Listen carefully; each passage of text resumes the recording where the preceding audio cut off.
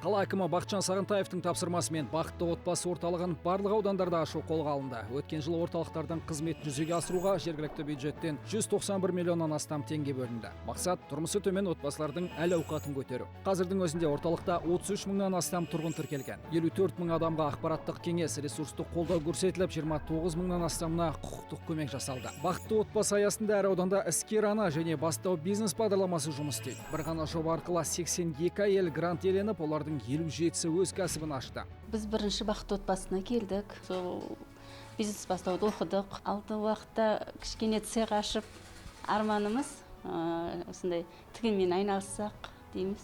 Орталық ашылғалы көп балалы және аз қамтылған отбасы мүшелері кеңес алған. 710 бала білім беру курсынан өтті. Барлығы 80 бизнес жоба құрылып, 55 іске асқан. Аталған орталық 2000-нан астам адамға атаулы әлеуметтік көмек алуына жәрдемдескен. Асыраушысынан айырылған және мүгедектікке душар болған 15 мың отбасына құжаттар рәсімделді. Жалпы өткен жылы көп балалы және аз қамтылған отбасыларды жұмысқа орналастыру және өз бизнесін дамыту мақсатында Әуезов ауданында 4 сауда нүктесі ашылды. Ал Түрксіб ауданында іскер ана сауда үйі қолданысқа берілді.